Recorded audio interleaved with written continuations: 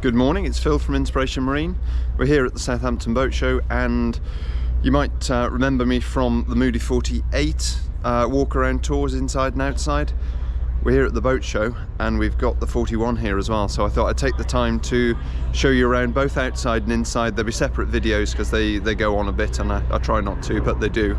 So we'll wander around to the back and start talking about the boat. So the 41, much like the 48, is available with twin head stays. So the inner stay is your self-tacking jib, which operates on this track here. So that's a 90% sail. The optional forward forestay, which runs a 140% reaching genoa, is an option, as the name suggests, and that gives you a really good combination of wind ranges. The self-tacker works really well above the beam and generally above about 8 or 9 knots of true. The reaching genoa is great in kind of 4 to 10 upwind and 10 to 20 off the wind, depending on how deep you go. But having the two there permanently rigged is a huge bonus, especially when short-handed sailing, because you don't have to hoist one to use it. They're just there ready to unfurl and furl.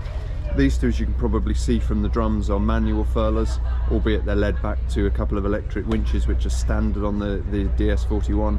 You can, if you're feeling extravagant, upgrade one or both of those furlers to an electric furler, so you've got push button control back in the cockpit. The double anchor roller, I'll jump on board and show you that more closely. That's standard, and as standard you get a anchor and 60 meters of chain. There is scope in the locker to go up to 100 meters, so if you need that kind of scope of anchor chain, you can do. Walking back down the boat, obviously the first DS that they built was the 45 back in 2007, and it was a little bit more angular, and the technology of the glasswork has come on leaps and bounds, so you get this almost seamless wraparound windscreen now, which looks incredibly sleek. And when we get inside, which will be a separate video, you'll see what the view out is like. It's uninterrupted, almost 360 degrees, so it's really impressive. All the way back down you've got this solid handrail, which makes it incredibly safe to move around the boat. And either side, again as standard, you've got these fold up ladders. So this ladder folds up. I'll see if I can do it one-handed. Almost. And closes in the guard wires. So from the inside it's just a closed in guard wire. They've got little chute bolts to shoot them in properly. But that is a seriously neat bit of kit for side access. So walking around to the back, you have the fold down bathing platform. That's a manual fold down as standard, which is on a 4-to-1 block and tackle system. This particular one's got the upgraded electric platform, so over on the right hand side you can see the black strap, so that goes around a winch motor and lifts the platform up. You've got your integrated bathing ladder, which again telescopic steps, and the two handles pop up, so you've got something nice and high above the bathing platform to grab hold of. You've got a garage space at the back here, so it's not intended and it isn't big enough to be there for an inflated dinghy, but it will take a decent sized deflated dinghy, so you can get it out of the way, nice and easy to inflate up on the bathing platform here. And you've got really great access back to your steering system. So the rotary horizontally mounted thing is your autopilot drive. You've got your reduction box there for the steering.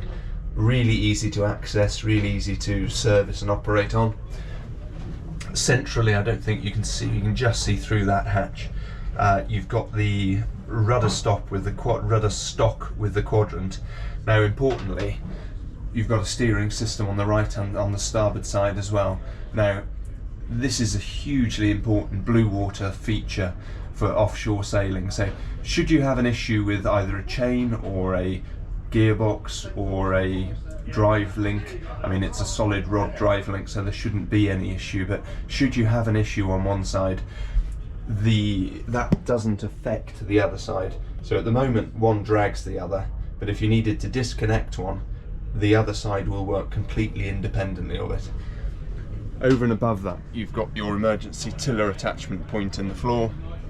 So you have 3 ways of operating this in terms of steering. So it's really reassuring and well thought out from that point of view. You have a steering pedestal at each side, and your standard setup, I'll just show you the helm seat because these are fab. So huge helm seat, they do lift up if you needed access underneath them, but a huge armchair-esque helm seat. There's plenty of space for 2 people there. So at the starboard helm you've got your electric throttle, that's standard now.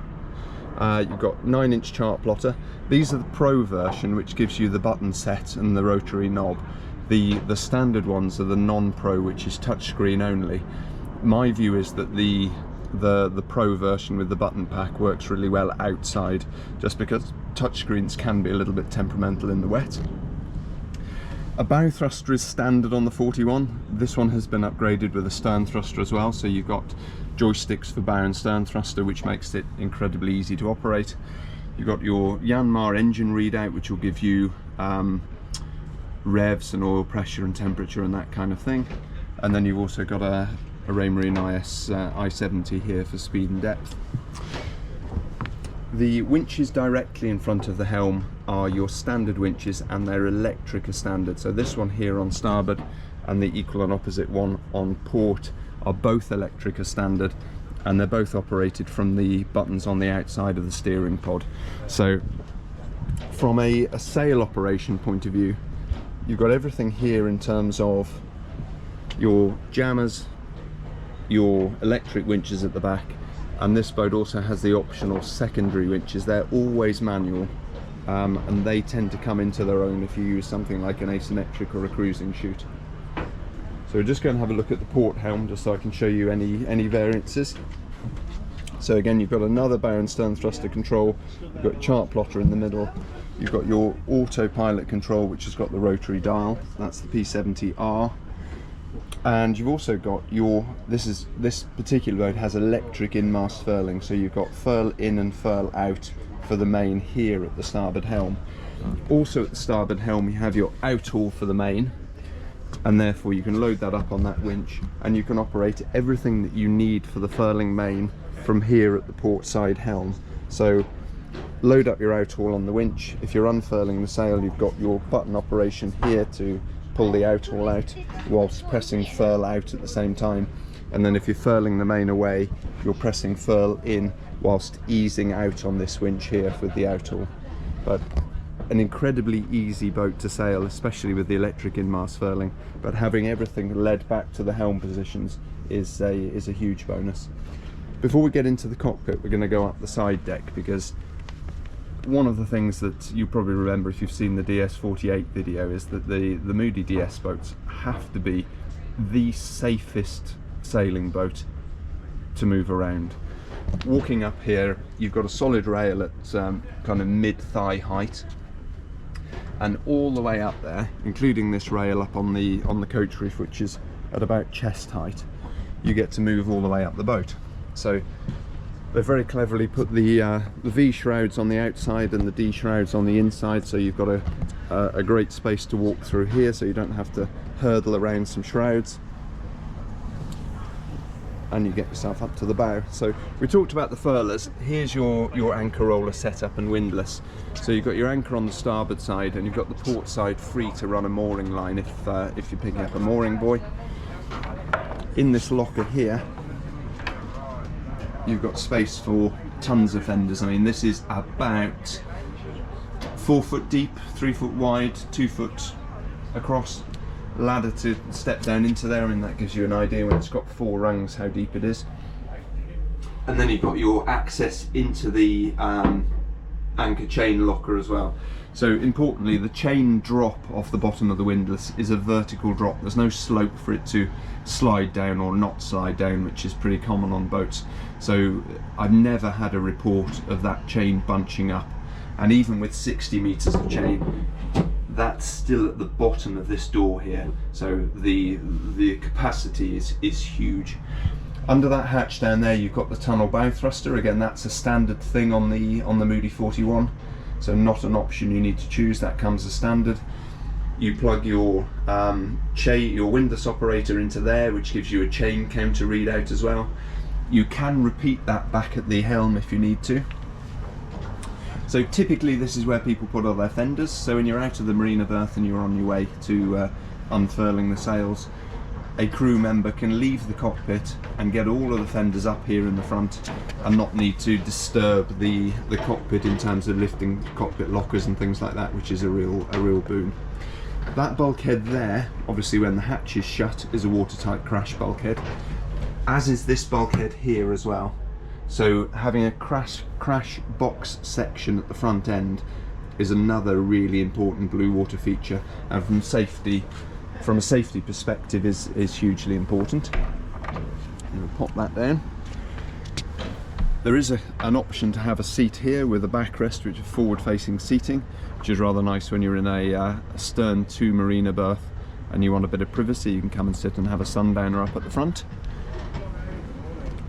So this is your self-tacking setup on this track here. Those who are uninitiated with a self-tacker, they're a fabulous way of easy short-handed sailing and short tacking. It's probably best likened to an automatic car, and once you've had an automatic car it's very hard to go back unless it's a sports car, I would imagine.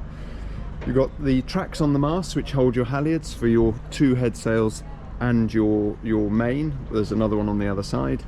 Those take the stress off the jammers back at the back end, so you get to hoist your sails, set them with the right halyard tension, and because this is a pure Dyneema core here and here, the amount of stretch is minimal, and of course there's no creep whatsoever on these tracks either. So generally when they're set, apart from any initial kind of luff stretch in the sail, they shouldn't change. Loads of ventilation. This is your hatch and another hatch for the forward ensuite for the owner's cabin. Great big hatch there in the ceiling above the bed, and another one either side, so loads of ventilation for the owner's cabin. Same for the guest cabin, so you've got a hatch here above the starboard or the only guest cabin. These are your Genoa tracks here for the reacher, so the 140% Genoa, they're sheeted from there, and they can be sheeted back to either these secondary winches, or if you're feeling lazy they can come back to these electric winches. And because the main sheet is a two-sided main sheet, you can probably just see it just split. The green line, which is your main sheet, splits at the mast there and comes back to both sides, so you've got main sheet here and on the other side. If you're sailing on starboard tack, you'd have your main sheet up on your windward winch, and that frees up your leeward electric winch to run your Genoa. And of course, because the two stays are together, when it comes to tacking the Genoa, you will furl it up, tack the main over, change your new windward main sheet, and then unfurl your Genoa. So you can operate all of these sails, main, jib and Genoa, from the electric winches at the back, which is really reassuring.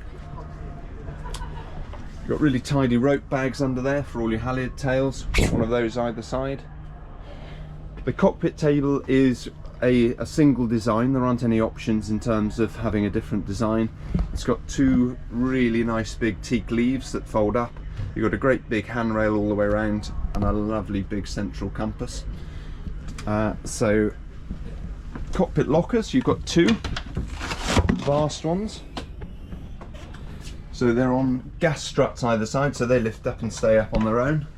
That moulding you can see there is the double gas bottle locker, which is accessed from the deck.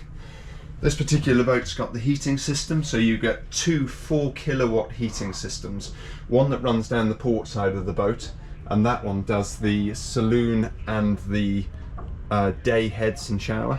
The one in the starboard locker does the guest twin and the forward cabin and the forward ensuite. So you've got a huge locker. If you have the second fuel tank, that goes at the front end of this locker. That's 200 litres and sits there at the front. Your stern thrusters underneath this boxing here, and you've got some electrical stuff shielded by that screen there. You've got your RC, your galvanic isolator, and your trip for your shore power in here as well. But again, a bit like the safety of moving around the boat with the solid rails and the deep bulwarks, I can't imagine there's another 40-41 footer that offers this kind of deck storage. We will just have a look in the other side for the sake of completeness, but it's very, very similar. So a little bit shallower because the standard fuel tank, which is 200 litres, is under that floor there. Again, you've got your second heater unit, loads of space forward. There's about another cubic metre of storage forward of the locker opening. That's where your generator goes if you have a generator, so that sits nicely out of the way and really doesn't steal a lot of useful storage space either. That's about 2.5 feet deep and about 3 feet backwards, gaining height as it goes backwards. Manual bilge pump down there.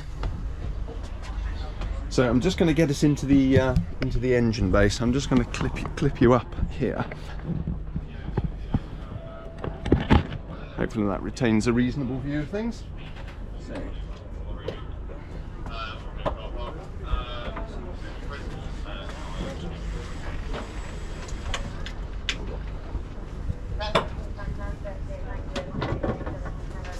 You always have to remember to move this bit of teak.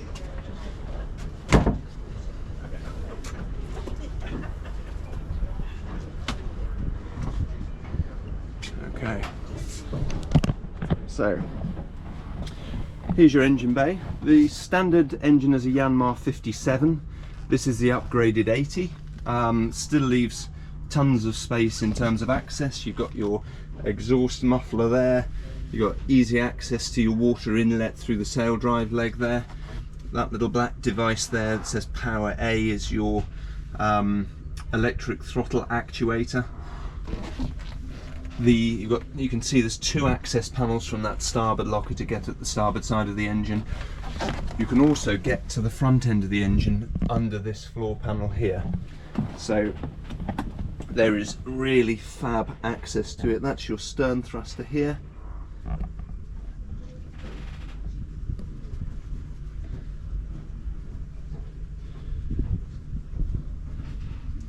Fuel filter forward there. I think that shows you everything you need to know in here. Just going to clip you back up.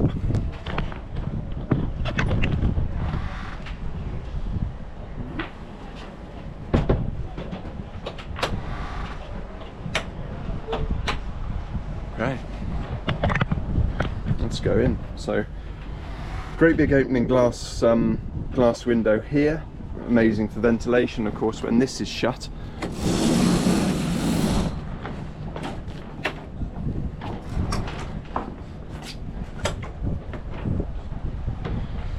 This whole area is beautifully protected by the sliding roof, and it's not difficult to operate, as you can see. So you can have this window open in the rain, you can have the door open in the rain, so rain ventilation, again, pretty unrivaled, I would imagine. Moving forward into here, the galley on the port side. There are several surface colours you can choose. This is the cameo white.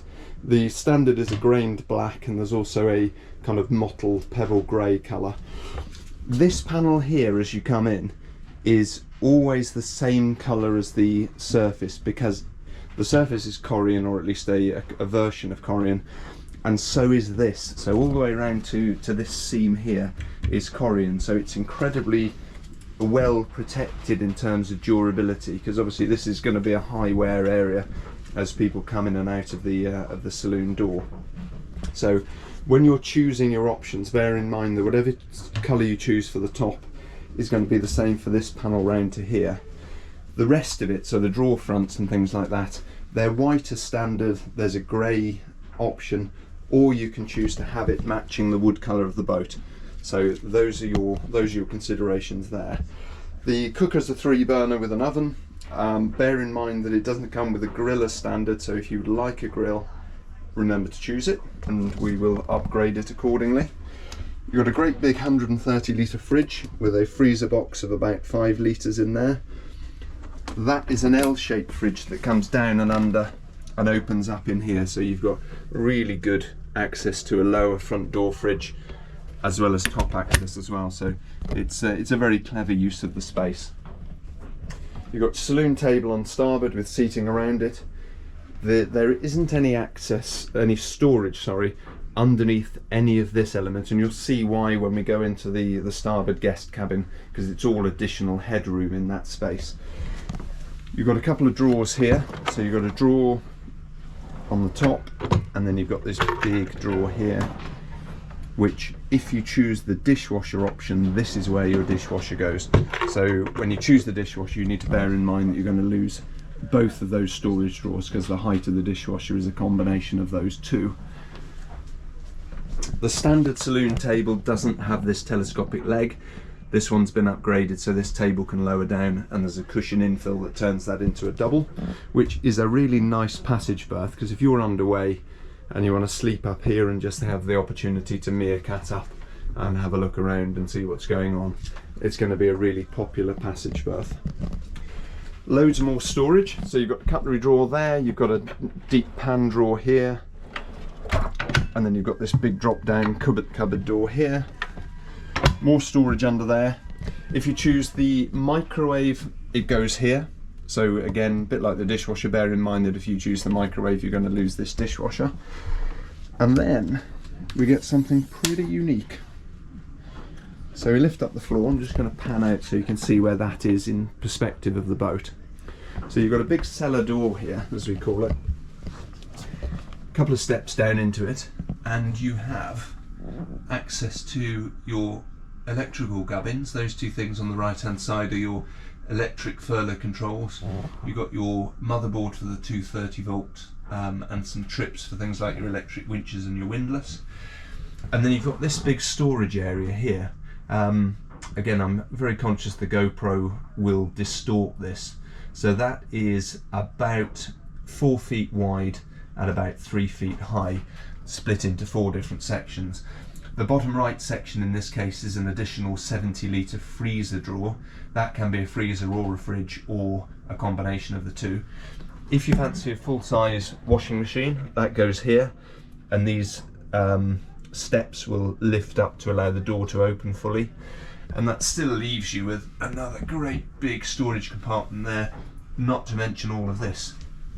So for a long-term liveaboard cruising style usage of the boat, storage is just phenomenal. I mean, really, really phenomenal.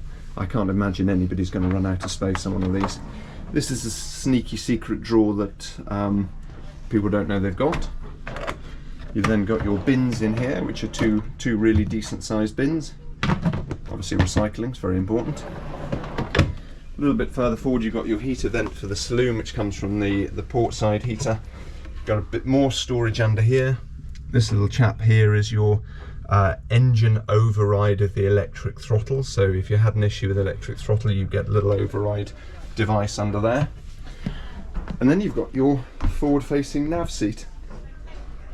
So you've got a lovely comfortable nav seat. You've got armrests with a bit of storage in here. You've got your port and starboard heater controls. You've got your up and down button for the saloon table if you choose that option. You've got your blowers for the windscreen. Should you be getting a bit fogged up, you've got some storage in here, and your engine start stop because you have a throttle inside. That is optional. The standard throttle is the one at the starboard helm. This one is optional, and you can repeat it at the port helm if you need to as well.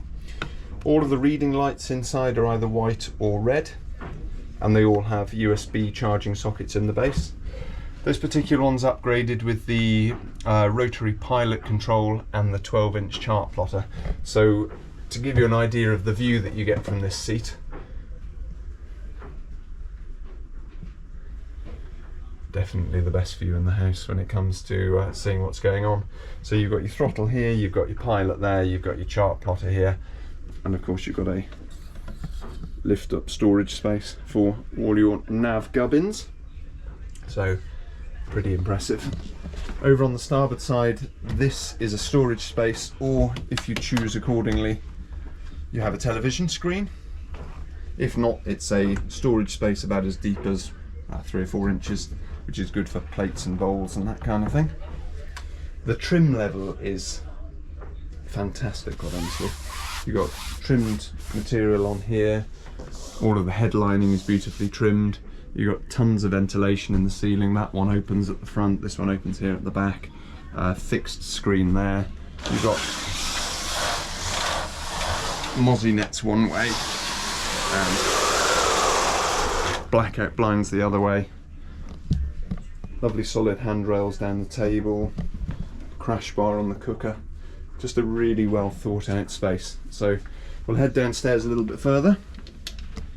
So just when you get to the stairs down to the sleeping accommodation, you've got your 12-volt switch panel here, which will show you battery voltages for all of your battery banks, your fuel, water. If you have the extra fuel tank, it shows that separately. Importantly, if you have the second fuel tank, it's an independent system, so it fills independently from the deck and it also drains independently. So if you did compromise one tank, you can switch over to the other one and have the confidence in that.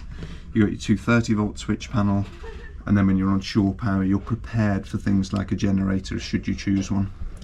This is quite a nice feature. So rather than routing around for battery isolators, they're all done remotely. So we've got service engine power and stern thruster isolators here, so you can have a deadbolt from here and you don't have to go routing around under beds and under seats to get to the isolators. Nice big handrail as you come down the stairs, and we will start forward, I think. So huge wardrobe bank on the port side. Let's have a quick look in them. So you've got hanging space in here, excuse the boat show brochures. You've got full height shelving in this one, and same again on that one. Then you've got the big island bed. Let me see if I can turn some lights off to avoid the flickering. Okie dokie. So big island bed. One of your 2 water tanks is under there. You've got a nice big drawer under the bed as well. The standard mattresses on a Moody are the upgraded pocket sprung with the mesh for breathability underneath. And again, same blind setup in here. Venetian blinds here, lovely slatted headboard, same red and white reading lights with USB chargers. This is all Corian, so incredibly hard wearing. It's just very, very nicely put together. You have another wardrobe on starboard, I won't open everyone. And then you've got your ensuite heads, so you've got the big sink, cupboards there, cupboards underneath, a massive shower cubicle. If this was in your home, you would probably class it as a double shower cubicle. Your electric loo is in there. That's a electric loo seawater flush as standard. Big holding tank behind that panel. You've got I believe a 65, but I might need to check the spec on it. But that shower cubicle with the screen that comes across is standard and is huge. Okay, heading back out. So over on the starboard side, this is where you start getting some choices in how you lay the boat out. So this one is the twin cabin. And if you look up above the outboard bed, there's considerably more headroom here. And that's why that storage isn't under the seats in the saloon. So you've got a really huge head height above that outboard bed. The inboard one is still about 2.5 feet, so it's by no means cramped. So turning this into a twin is one option. Having it as a big double is another option. There is also the scope to order the twin and have an infill cushion that turns it into a double when needed. You've got outboard storage there. This cupboard here is the back of the switch panel we were just looking at, so you get to all of the fuses and breakers in here, so access to that for servicing and maintenance is very straightforward. And then you've got a big half hanging, half cupboard setup on this side as well. Again, your 2 reading lights, red, white, etc. Ventilation into the saloon, so you can have that open when it's wet. If it's dry, you've got another hatch there up onto the side deck as well. And again, loads of hull windows with Venetian blinds. Over on the port side, so as standard, this is an open storage space. There's no sink, no cupboards, no loo, no shower cubicle. It's an open storage space. Now, if you do that, back into the guest cabin, you have a door here which shares the owner's cabin heads, which is not the most popular option. So most people will opt to turn this, let's get a bit of light on, to turn this into what you're seeing here, which is the day heads slash guest heads. So again, you've got your loo in here. This one has been turned into electric, but it is manual as standard on this side. You've got your holding tank back there, so there's a holding tank per heads. And again, you've got your full stand-up shower, screen that comes across, good sized cubicle, plenty of elbow space, wash basin, cupboards below. So, and because it's separate from the guest cabin, if you've got people on board who aren't staying in the guest cabin, they've got day heads access to it. So they come down the stairs, and the first thing on the left after the handrail is the guest heads. So the owner's suite is completely separate with an ensuite, and nobody needs to use that. Another port there, and we'll head back out. So